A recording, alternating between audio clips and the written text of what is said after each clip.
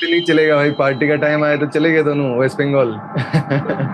ये जो अलग अलग पोर्शंस हैं, आप उनको कैसे देखते हो कि उनके लिए कोई स्पेसिफिक बुक्स आपने कोई फॉलो की हो? सर मैंने जो मेन बुक्स फॉलो किया था एनआरएम के लिए वो है एग्रो के लिए। जब एसआरएफ की बात आती है तो एसआरएफ का एक अलग ही चैलेंज है, क्योंकि उसमें सिलेबस थोड़ा अलग है। सोइल साइंस की जो कोर बुक्स है, वो आपने कौन कौन सी बुक्स फॉलो की उसके लिए? उसके लिए कुछ पोर्शन के लिए अलग अलग बुक पढ़ना जरूरी है, जैसे पेडोलॉजी के लिए। जैसे लोग पता नहीं कितना परेशान होते हैं, यहाँ से पढ़ लूँ, वहां से पढ़ लूँ, ये भी पढ़ लूँ, वो भी पढ़ लूँ, यहाँ से मिल रहा है वो भी पढ़ लूँ, तो वो फिर खिचड़ी हो जाती है। सब कुछ आपको प्रिसाइज रखना है, specifically when it comes to competitive exams. और प्रिसाइज रखने का अच्छा तरीका वापस वही है, एक ही चीज पे बात आके अटकती है। नर्वसनेस का क्या इलाज था फिर आपके पास? नर्वस तो आप थे सोवरेन, फिर क्या किया आपने? सर मैं तो बस भगवान को बुला रहा था कि थोड़ा सा स्टन कर दीजिए मुझे। हे हे प्रभु हे हरि राम कृष्ण जगन्नाथ प्रेमानंद, ये क्या हुआ? बस यही था। अशिता, इनके अलावा कोई बुक्स है जो आपने कवर करी स्पेसिफिकली, जो आपने छुपाई है कि भाई ये मैंने और कवर करी है? क्या बताऊंगा। तो आपने बुक्स पढ़ ली, बट आपको कितना लगता है कि पीवाईक्यूज कितना मैटर करता है in terms of SRF paper? Sir PYQ is very. Distractions का क्या करें? अगर बहुत सारे स्टूडेंट्स होते हैं वो डिस्ट्रैक्ट हो जाते हैं बीच में, हो सकता है कोई दूसरे एग्जाम के पीछे लग गए, हो सकता है कोई एग्जाम के पीछे ना लगे, पढ़ाई में थोड़ा डिस्टर्बेंस आ गया हो, तो how to deal with that? Sir ये तो बहुत इम्पोर्टेंट है कि ऑलराइट, हमारे साथ है सोवरेन और असिता, एंड हमें ऑलरेडी पता था कि they will do good, but उन्होंने जो रैंक लाई है, रैंक 1 और रैंक 2, और that too with a good difference. सोवरेन, आपके कितने नंबर थे? And first of all welcome to this beautiful platform आईराई वाला, स्वागत है आपका। और आई होप कि ये जो वीडियो है थैंक यू वो सर। आपके आने वाले जो जूनियर्स हैं, जो इस वीडियो को देख के इंस्पायर होंगे, और उनको बड़ी एक लाइट मिलेगी कि भैया कौन सी बुक आपको पढ़नी चाहिए, आपकी क्या स्ट्रेटेजी थी, उनकी क्या हो सकती है, रिविजन्स कैसे करना है, मॉक टेस्ट कैसे देना है, आपको IEEE से कितनी मदद मिली, और प्रीवियस ईयर क्वेश्चन का एनालिसिस कितना इंपॉर्टेंट है। ये सारी चीजें अपन इस वीडियो में करने वाले हैं। दैट शोज कि आने वाले जो आप जो भी पेपर देंगे अगली साल ICAR JRF और SRF का, उनको एक बेटर पिक्चर मिलेगी कि भैया अगर सोइल साइंस से तैयारी करनी है तो कैसे करनी है, और अगर टॉप रैंक लानी है तो कैसे लानी है। स्वागत है आप दोनों का, sovereign and Ashita. Thank you sir. Sir मेरा फर्स्ट तो स्कोर था 342 ओके, और अशिता आपका? Out of 480। Thank you sir. Sir मेरा स्कोर था 335 out of 480। Okay, 342 rank 1, 335 rank 2, और फिर ICAR SRF में आपने मचा दिया। और अब आपसे अपन सिंपल सी बात करते हैं कि ऑब्वियसली आपका बैकग्राउंड अच्छा था, आपने बेसिक्स बहुत अच्छे से पढ़ा था, और ऑलरेडी आप अच्छी खासी नॉलेज पे थे। बट जब SRF की बात आती है तो SRF का एक अलग ही चैलेंज है, क्योंकि उसमें सिलेबस थोड़ा अलग है। तो वो कैसे, मतलब पार्ट A, पार्ट B और पार्ट C। सबसे पहले अपन पार्ट C की बात करते हैं, जो हमारा कोर है soil science. Almost 65 to 70 questions हमारे सोइल साइंस कोर से आते हैं। तो आपने वो कहाँ से कवर किया, मतलब कौन कौन सी बुक्स आपने पढ़ी? I will start with sovereign yourself. आप एक बार थोड़ा सा बताइए कि सोइल साइंस की जो कोर बुक्स है, वो आपने कौन कौन सी बुक्स फॉलो की उसके लिए? सर अगर हम first previous year question analysis करेंगे तो ये क्लियर है कि IEEE तो बहुत अच्छे से पढ़ना है। राइट। दोनों IEEE ही, एक फंडामेंटल्स ऑफ सॉइल साइंस जो 2012 वाला एंड 2015 वाला न्यू IEEE, हम्म, ठीक दोनों है। बहुत अच्छे से पढ़ना है। इससे लाइन बाय लाइन तो क्वेश्चन आता ही है सर। हम्म। अब इसके साथ अगर हम टॉपिक वाइज बात करेंगे तो उसके लिए कुछ पोर्शन के लिए अलग अलग बुक पढ़ना जरूरी है, जैसे पेडोलॉजी के लिए जे सहगल का बुक है। राइट। और फर्टिलाइजर का अगर हम बात करेंगे तो RK बोसक पढ़ना थोड़ा सा इम्पोर्टेंट तो है उस बुक का भी। हम्म। और उसके साथ TD विश्वास वाला बुक अगर हम फॉलो कर सकते हैं तो वो भी अच्छा है। और क्विक रिवीजन के लिए हम लोग ये जनरली फॉलो करते हैं ट्रीटाइज। ओके, क्विक रिवीजन के लिए अपन ट्रेटाइज फॉलो करते हैं, राइट। तो ये हो गया बेसिक। आपने ये बेसिक बुक्स पढ़ रही, और ऑब्वियसली लाइक जो फंडामेंटल्स और जो इंट्रोडक्टरी है वो भी ऑलमोस्ट कवर कर देती है आपका। ये आपकी हाँ। एडिशनल आपको कॉन्फिडेंस गेन करने के लिए, और कुछ चीजें छूटे ना, आप उन चीजों के लिए आप इसको जरूर पढ़ें। बट वो जो 2 बुक्स है वही हमारी गीता और सोइल साइंस है, तो अगर वो कवर कर रखी है आपने तो आसानी से कवर हो जाएगा। अशिता, इनके अलावा कोई बुक्स है जो आपने कवर करी स्पेसिफिकली, जो आपने छुपाई है कि भाई ये मैंने और कवर करी है? इनके अलावा सर एसआरएफ के प्रिपरेशन के लिए तो बहुत ज्यादा टाइम नहीं मिलता है। मतलब कोर्स वर्क के टाइम जब एमएससी फर्स्ट ईयर में हम थे, तो तभी हमने जैसे कोर्स वर्क के टाइम जो क्लास नोट है और उसके साथ जो सजेस्टेड 1-2 बुक है, जैसे कि फिजिक्स में हिल्ले का बुक हो गया। लेकिन सर मतलब ये है कि एसआरएफ के लिए हम इनको बहुत थॉरोली नहीं कर पाएंगे, तो पहले अगर कोई कर सकता है थोड़ा कंसेप्ट क्लियर करने के लिए, ये ऐसा हो सकता है। हाँ एब्सोल्युटली, और क्योंकि फिजिकल लेसन भी सर फर्टिलिटी पोर्शन के लिए, मतलब ये सर बुक्स एसआरएफ के टाइम में बहुत ज्यादा हम थॉरोली नहीं कर सकते, बट राइट, कॉन्सेप्ट बिल्डिंग के लिए दीज आर गुड। हाँ एब्सोल्युटली, क्योंकि लास्ट में ना एसआरएफ में सबसे बड़ा चैलेंज यही होता है कि आपकी रिसर्च के साथ आपको तैयारी करनी है, तो टाइम आपको मैनेजमेंट टाइम भी नहीं यस मिलता है। सर। और स्पेसिफिकली अगर आप आईआरआई में हैं तो फिर टाइम और कम मिल जाएगा, तो दैट इज द केस। और इसी इसी के लिए ना, लाइक जो बेसिक कोर्स वर्क होता है, जो एमएससी फर्स्ट ईयर है, उस समय आपको एक्चुअल में तैयारी करनी चाहिए आईसीआर एसआरएफ की, अगर आप अच्छी रैंक लाना चाहते हैं, क्योंकि कोर्स वर्क में आप रेगुलरली सारी चीजें सीखते हैं और लास्ट में आपको बस रिवीजन का ही टाइम मिलता है, और वही सबसे बड़ा चैलेंज है। तो रिवीजन आप अच्छे से अगर कर रहे हो तो एसआरएफ सोइल साइंस या कोई भी एसआरएफ में आप अच्छा नंबर लेके आ सकते हो।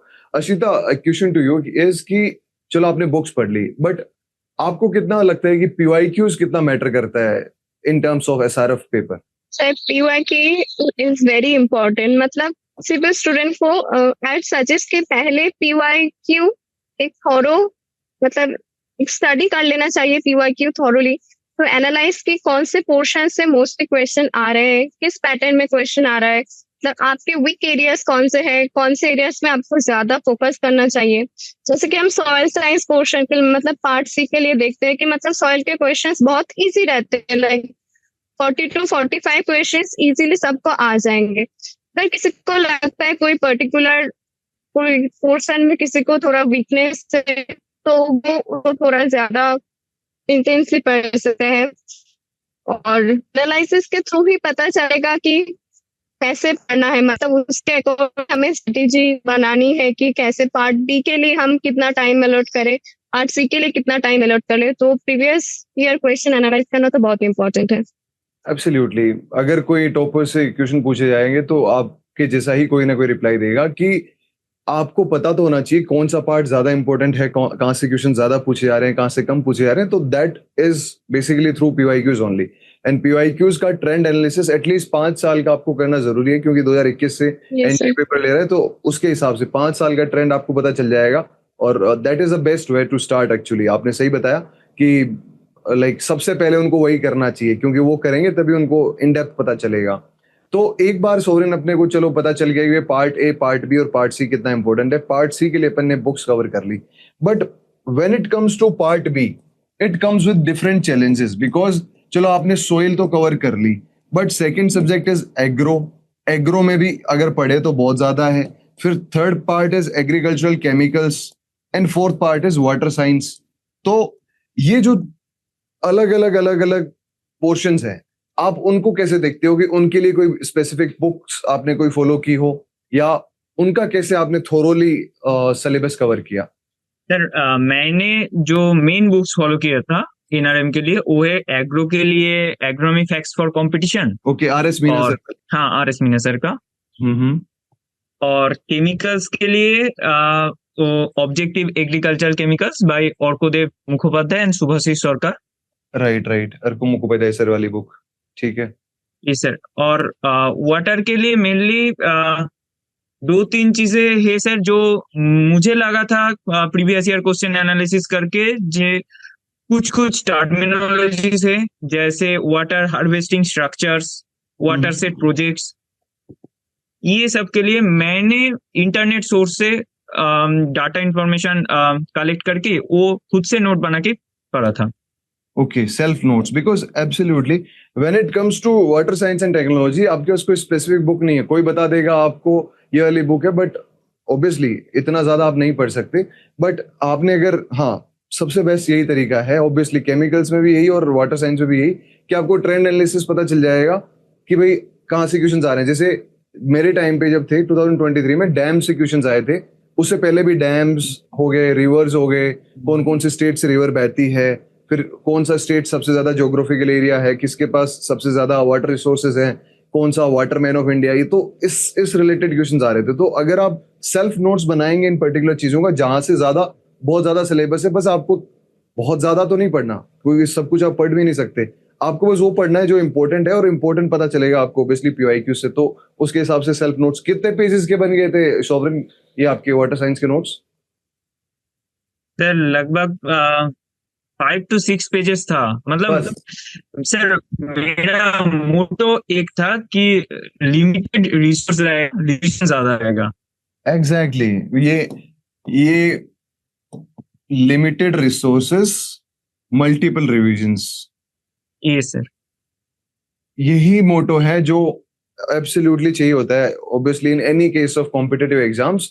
और आपने ऑब्वियसली सही बताया कि अगर रिविजन्स मल्टीपल करोगे तो आसान होगा। 6 पेजेस के नोट्स वाटर साइंस से लोग पता नहीं कितना परेशान होते हैं, यहाँ से पढ़ लूँ, वहां से पढ़ लूँ, ये भी पढ़ लूँ, वो भी पढ़ लूँ, यहाँ से मिल रहा है वो भी पढ़ लूँ, तो वो फिर खिचड़ी हो जाती है, फिर आप उसको डाइजेस्ट भी नहीं कर पाते, और फिर आपका बॉडी भी अलाउ नहीं करता। तो सब कुछ आपको प्रिसाइज रखना है, specifically when it comes to competitive exams. और प्रिसाइज रखने का अच्छा तरीका वापस वही है, एक ही चीज पे बात आके अटकती है कि आपको पीवाईक्यू एनालिसिस अच्छे से करना है कि कहाँ से कितने क्वेश्चन पूछे जा रहे हैं। अशिता, अपार्ट फ्रॉम अर्को मुखोपाध्याय सर वाली बुक जो हमारी एग्रीकल्चरल केमिकल्स की है, उसके अलावा कोई नोट्स वगैरह, कोई ऐसी स्पेसिफिक केमिकल्स के लिए, क्योंकि बच्चे केमिकल से काफी डरते हैं, तो उसके लिए कुछ? हम लोगों ने तो बुक्स के लिए सिर्फ वही बुक्स फॉलो किया था, और प्रीवियस ईयर क्वेश्चंस पहले देखे थे। और हमने, क्योंकि केमिकल्स है उसको मेमोराइज करना बहुत डिफिकल्ट हो जाता है, इतने सारे मतलब केमिकल्स के नेम, और तो हमने सिर्फ एक ही बुक फॉलो किया था, और उसको ही मल्टीपल टाइम हम लोगों ने रिवीजन किया था। राइट, और जैसे हम करते थे कि डिस्कस कर लेते थे थोड़ा कि ये पढ़ा है, इससे क्या क्वेश्चन आ सकता है, कि और इससे रिलेटेड मतलब एंटोमोलॉजी के दोस्तों के साथ भी थोड़ा सा मतलब group discussion kind of sir, ताकि मतलब रिलेटेड चीजें थोड़ा और पता चल जाए। एब्सोल्युटली डिस्कशंस बहुत इंपॉर्टेंट है, और वो आपने किए तो ऑब्वियसली वो लॉन्ग टर्म मेमोराइज करने के लिए बहुत अच्छा है, क्योंकि आप केमिकल्स को कितना रटोगे, क्या क्या करोगे, तो एटलीस्ट बार बार डिस्कस करने से चीजें याद रहती हैं। That definitely help you all. तो चलो, आपने पार्ट बी कर लिया, पार्ट सी कर लिया, पार्ट बी में भी एक चीज और बच जाती है अभी एनआरएम पार्ट में, जो एग्रोनॉमी है। एग्रोनॉमी में बहुत ज्यादा सिलेबस है, लेकिन आरएसबी में उसकी थोड़ा प्रिसाइज पोर्शन है। What do you think of crop section, जो क्रॉप्स वाली चीजें हैं, तो वो आरएस बीना में 230 पेज के आसपास है, तो वो कैसे कवर किया? क्या सारी क्रॉप्स पढ़ी, या फिर वही लिमिटेड रिसोर्सेज वाली कहानी? क्रॉप्स के लिए अगर प्रीवियस ईयर्स में हमने देखा था कि क्रॉप्स में बहुत ही लिमिटेड क्वेश्चन आता है। जैसे लास्ट टाइम आया था, मतलब हमारे प्रीवियस ईयर में टोबैको से 2 या 3 क्वेश्चन थे, तो मतलब सिर्फ क्रॉप वाला पोर्शन बहुत ही अनप्रेडिक्टेबल हो जाता है कि आप प्रेडिक्ट नहीं कर सकते हो कि कौन से क्रॉप से क्वेश्चन आ जाए। तो जैसे हमारे लिए उतना ज्यादा टाइम नहीं था कि हम सारे क्रॉप्स कवर कर पाए, तो हमने निम्रत सुंदर से थोड़ा थोड़ा जेआरएफ के टाइम में जो क्रॉप्स हमने पढ़ा था उसी को ही थोड़ा देखा।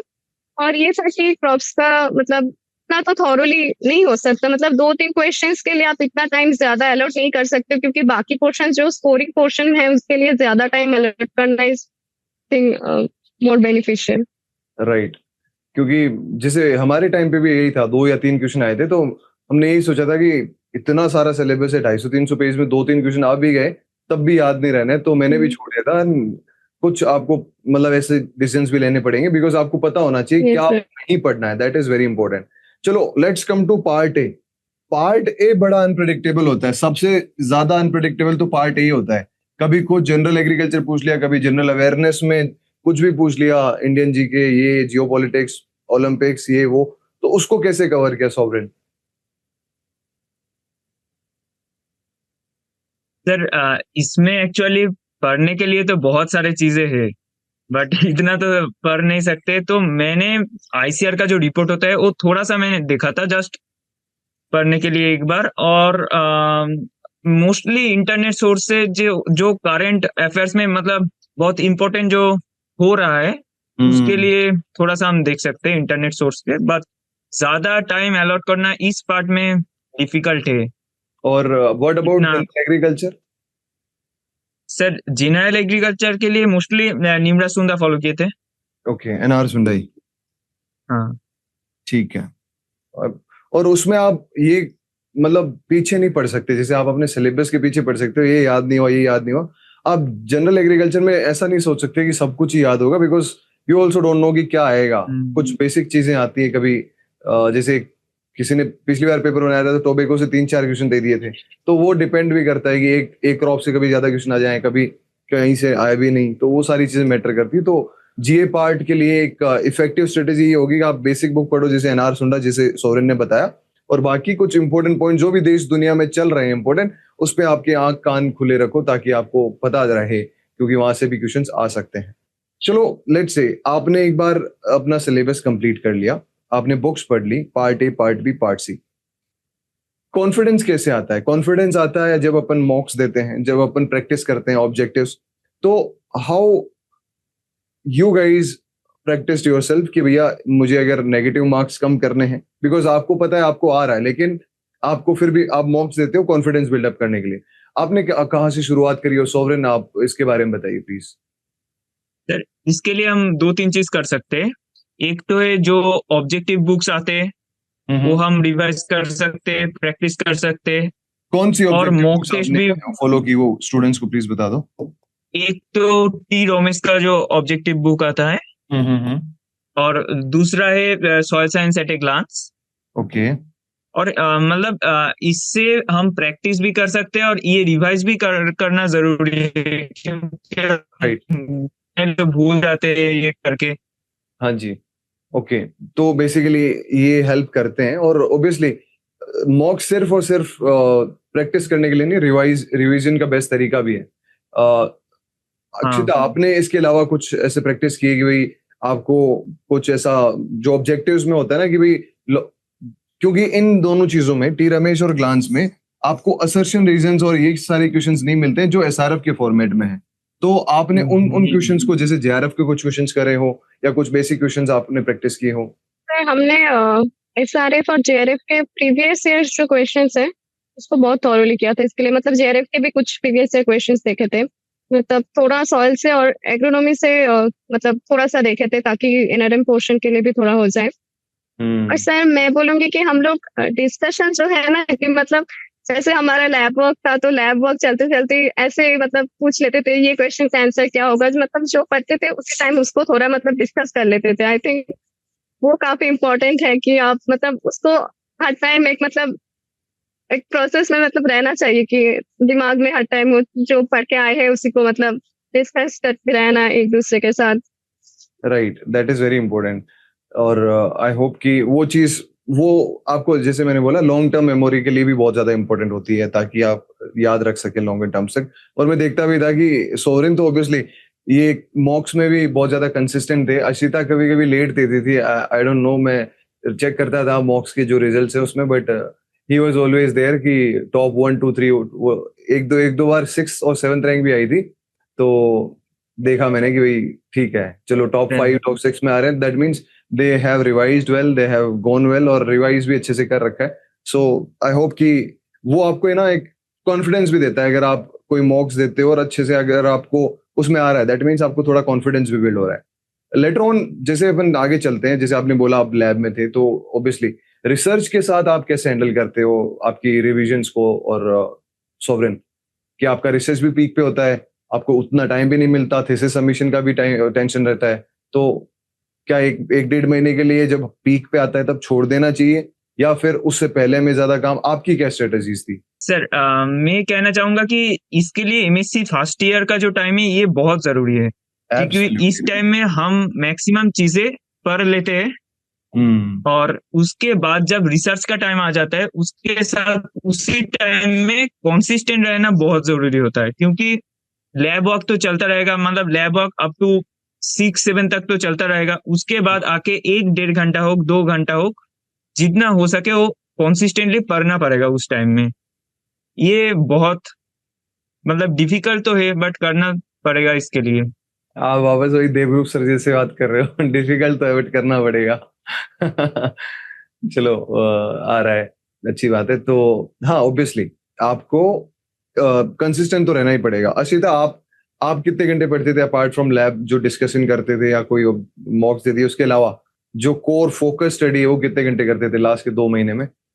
मैं कोशिश करती कि सुबह उठ के ही, मतलब सुबह का जो टाइम होता है उस टाइम माइंड एकदम फ्रेश रहता है, मतलब नींद से उठने के बाद बहुत एनर्जेटिक रहता है। तो मैं कोशिश करती थी कि सुबह लैब जाने से पहले मतलब 2-3 घंटा एकदम फुल फोकस के साथ स्टडी।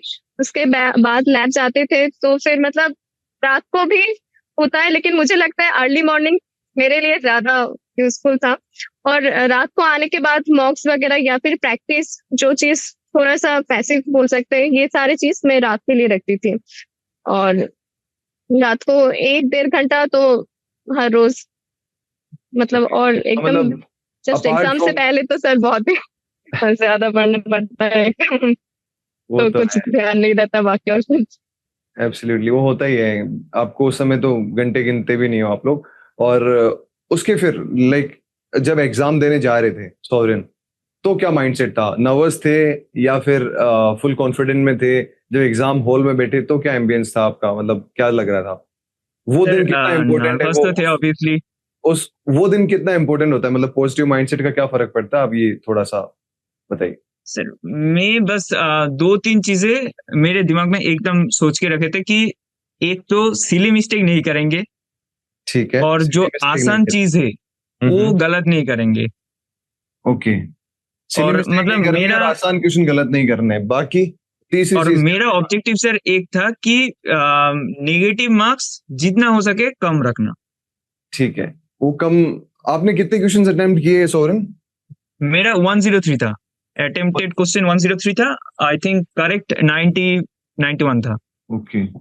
और अशिता आपने? सर मैंने 105 अटेम्प्ट किए थे क्वेश्चंस और 89 राइट थे ऑलमोस्ट। ओके। हाँ, मतलब आपने अच्छे खासे नेगेटिव्स, बहुत नेगेटिव्स हुए होंगे तो एनआरएम में होंगे, सोइल साइंस में तो नहीं हुए होंगे आई गेस।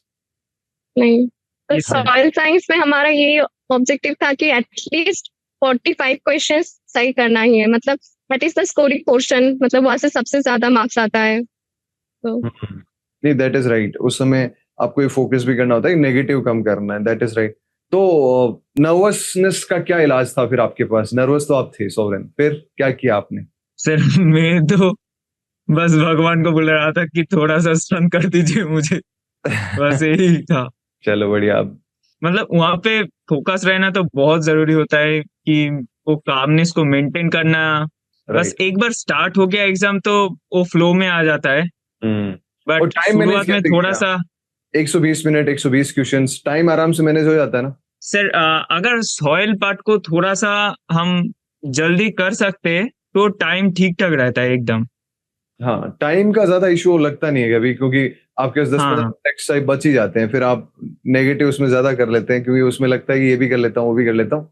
तो ये भी चीज ठीक है कि आपको टाइम का उतना इश्यूज मैंने जनरली उतना देखा नहीं आईसीआर, एसआरएफ और जेआरएफ एग्जाम्स में, क्योंकि बहुत ज्यादा कैलकुलेशन पार्ट नहीं रहता है। जहां न्यूमेरिकल्स वगैरह आते हैं वहां थोड़ा सा लगता है। न्यूमेरिकल्स के लिए आपने क्या फोकस किया बेसिकली? न्यूमेरिकल्स इस बार कितने थे, और अ, उसके लिए आपकी क्या स्ट्रेटेजीज थी? सर ये प्रीवियस ईयर क्वेश्चन एनालिसिस करके हम लोग ने देखा था कि वाटर से या वाटर सेट से जो न्यूमेरिकल्स आ रहे थे उसके लिए प्रिपेयर किए थे प्रीवियस ईयर की तरह, हम्म। जैसे क्वेश्चन आ रहे थे। उसके अलावा ज्यादा न्यूमेरिकल्स तो इस बार था नहीं, वाटर सेट से 1-2 क्वेश्चन था। ओके। हाँ। उसका यूनिट से ध्यान रखना ज्यादा जरूरी है, उसकी न्यूमेरिकल की फॉर्मूला से यूनिट ध्यान रखना ज्यादा जरूरी होता है। Absolutely right. तो ऑब्वियसली आपको जब न्यूमेरिकल्स की बात आती है तो कुछ ऐसे बच्चे होते हैं जिनका पीसीएम बैकग्राउंड है, वो तो चलो चिल हैं। जो पीसीबी वाले हैं बेचारे, वो कहते हैं अब क्या करूं मैं, न्यूमेरिकल्स में तो पीछे छोड़ के आया था, अब यहाँ तक भी पीछा कर रहे हैं। तो उसमें ज्यादा न्यूमेरिकल्स नहीं आते, 3 या 4 मैक्स टू मैक्स, और उसमें भी आपको थोड़ा सा अगर आप बेसिक भी पढ़ लेते हैं तो बहुत हार्ड एंड फास्ट मैथ्स नहीं आती है। बस बेसिक आपको कैलकुलेशंस होती हैं और फॉर्मूला में पुट करना होता है, नथिंग एल्स। तो आई होप काफी सारी चीजें कवर हो गई हैं। आपको सबसे पहले सिलेबस का अपन ने बता दिया, मॉक्स का बता दिया, रिवीजन का बता दिया, डाउट्स एंड डिस्कशंस का बता दिया, और उसके बाद अपन ने वापस एग्जाम हॉल तक आ गए। रिजल्ट्स को अपन ने पहले ही डिस्कस कर लिया था। What about your message to juniors, कि भाई अगर आप 1 मिनट में, पहले सॉवरेन फिर अर्शिता, कि अगर आपके जूनियर्स हैं, लेट्स से कि वो कोई भी एक एक्स यूनिवर्सिटी में है और उनको अभी जीरो नॉलेज है, लेट्स से उनका बेस नहीं है, वो शुरू करना चाहते हैं कि भैया मुझे अच्छे से शुरुआत करनी है और मैं कहाँ से शुरुआत करूं, किन चीजों का ध्यान रखूं, और मेरे पास लेट्स से कि 1 साल है और मुझे आपके जैसी रैंक लेके आनी है और ज्यादा बेस भी नहीं है, तो उसको कहाँ से शुरू करना चाहिए, क्या क्या उनको स्ट्रेटेजीज अडॉप्ट करनी चाहिए? सोविन सर एक ड्रोन व्यू वाला मैप तैयार करना है, जैसे कि मेरा डेली गोल ये है, वीकली गोल ये है, मंथली गोल ये है। हम इसी महीने के अंदर ये सिलेबस कंप्लीट करेंगे, उसके बाद इसका ये रिवीजन देंगे इसी टाइम के अंदर। ये एक क्लियर रहना बहुत जरूरी होता है। राइट, हाँ, पहले आपको ये पता होना चाहिए भाई मेरा एक बार सिलेबस इस टाइम तक कंप्लीट हो जाना चाहिए, मेरा रिवीजन के लिए टाइम ये जरूरी है। उसके बाद एक बार उन्होंने कर लिया, मंथली मैप बना लिया, डिस्ट्रैक्शंस का क्या करें? अगर बहुत सारे स्टूडेंट्स होते हैं वो डिस्ट्रैक्ट हो जाते हैं बीच में, हो सकता है कोई दूसरे एग्जाम के पीछे लग गए, हो सकता है कोई एग्जाम के पीछे ना लगे, पढ़ाई में थोड़ा डिस्टर्बेंस आ गया हो, तो how to deal with that? Sir ये तो बहुत इंपॉर्टेंट है कि कंसिस्टेंट रहना, इसके अलावा तो सर कभी नहीं, कुछ नहीं होगा। तो इसके लिए मेरा जैसा था, मतलब मैं चाहता था कि डिस्ट्रैक्शन कम रहे, ज्यादा ध्यान रहे, क्योंकि टाइम बहुत कम था मेरे लिए। मतलब रिसर्च के लिए भी इतना एफर्ट चला जाता था, तो इसके लिए एसआरएफ के लिए टाइम बहुत कम था, तो इसके लिए मतलब इतना टाइम भी नहीं मिलता था कि ये भी करूँ वो भी करूँ, ये एग्जाम के लिए भी देखूँ। तो एक ही गोल मतलब सेट करके उसके लिए फोकस रहना सर बहुत जरूरी है। हाँ, और मैं पहले सोच भी रहा था ना, अभी जिस वीडियो से पहले मैं सोच रहा था कि सोरेन की फोटो कौन सी लगाऊं, तो फिर मुझे याद आया वो एटलस वाली एक मेरे पास फोटो थी, एटलस साइकिल वाली। तो डिस्ट्रैक्शन तो बिल्कुल नहीं है। दैट शोज इट कि सोरेन भाई एटलस की साइकिल चलाते थे एक टाइम पे, and now he has shifted to a ranger, तो प्रोग्रेस इज देयर। अशिता आपकी वो भी सीनियर का ही है। राइट, आईआरआई में ये चीज अच्छी है। Ashita, what is your message to your juniors कि उनको किन चीजों का ध्यान रखना चाहिए, कैसे पढ़ाई करनी चाहिए? सर पर्सन शौरी ने जैसा बोला कि एक क्लियर व्यू रहना इज वेरी इंपॉर्टेंट, कि कितने टाइम के अंदर क्या करना है, एक बर्ड्स आई व्यू, उसके हिसाब से एफिशिएंट टाइम मैनेजमेंट होना, एक स्ट्रेटेजी प्लान करना बहुत इंपॉर्टेंट है कि मुझे ये चीजें पढ़ना है। मतलब सबके अलग अलग वीकनेस होंगे सर, सबके अलग अलग, मतलब किसी के कॉन्सेप्ट शायद क्लियर हो चुके होंगे, किसी को बेसिक से स्टार्ट करना है, तो पहले वो बहुत इंपॉर्टेंट है कि मुझे अपने वीकनेस के बारे में पता चले और मुझे क्या क्या पढ़ना है ये मुझे पहले क्लियर करना है। उसके बाद अकॉर्डिंगली उसको धीरे धीरे मतलब बेसिक से स्टार्ट करके थोड़ा इन डेप्थ में जितना हो सके उतना जानना है। तो पहले तो सर सॉइल के लिए तो IEEE फॉलो करना ही है, और सॉइल हो जाए तो एक एक पोर्शन एट ए टाइम हम कर सकते हैं। राइट, और वही मतलब सबसे बेसिक चीज है कि आपको कंसिस्टेंट रहना पड़ेगा और आपको अपने टारगेट्स को मीट अप करना पड़ेगा। अगर टारगेट आप प्रोक्रास्टिनेट कर रहे हो, that means you are dealing with wrong objects right now. तो आपको वो चीजें लाइक आपको फोकस वापस आ जाना चाहिए, टारगेट आपको कंप्लीट होने चाहिए। और बाकी जो स्ट्रेटेजीज इन लोगों ने बताई, that is perfectly like topper strategy. किन चीजों का ध्यान रखना चाहिए, कौन सी चीज छोड़नी चाहिए, ये भी बहुत इंपॉर्टेंट चीजें बताई। एंड आई होप कि ये सारी चीजें आपका थोड़ा सा एक फोकस क्रिएट करेंगी और एक टारगेट सेट करने में हेल्प करेंगी कि हाँ, मुझे अगर इस रैंक पे जाना है, मुझे अगर अगली साल टॉपर बनना है, तो मुझे ये स्ट्रेटेजीज अपनानी है जो मेरे को मेरे सीनियर्स ने बताई, सोवरेन और अशिता ने बताई। और आई होप कि that will help you all. और अगर फिर भी आई होप कि हमने सारे के सारे पॉइंट्स कवर कर लिए। अगर फिर भी आपके कोई भी स्टूडेंट्स, अगर आपके कोई भी डाउट्स रहें तो आप कमेंट सेक्शन में लिख सकते हैं नीचे वीडियो में, ताकि मैं रिक्वेस्ट करूंगा आपके सीनियर्स अशिता और सोवरेन जो मेरे जूनियर्स हैं उनसे कि वो कमेंट सेक्शन में बच्चों का थोड़ा सा रिप्लाई करें कि भैया ऐसे कैसे करना है, क्या करना है। और they are very approachable, they are very sweet. और आई होप कि आपको आप IRI आए और इन्हीं सीनियर्स के अंडर में एज ए जूनियर बन के आए। That will also be a great like gift from us also. So with this, thank you so much Sovereign and Ashita for joining and sharing your proper strategy कि आने वाले juniors को अपन थोड़ी सी एक direction दिखा सके, and that will help many students विच जो थोड़े से सीरियस हैं और जिनको लगता है कि भैया मेरे को एक डायरेक्शन चाहिए, इससे बेटर डायरेक्शन मिल नहीं सकती और इससे बेटर वे में मिल नहीं सकती, और सब कुछ चीजें आपने बताई, कुछ ऐसा नहीं रखा, और we are grateful to have you on our platform. Thank you so much for joining, and students thank you so much.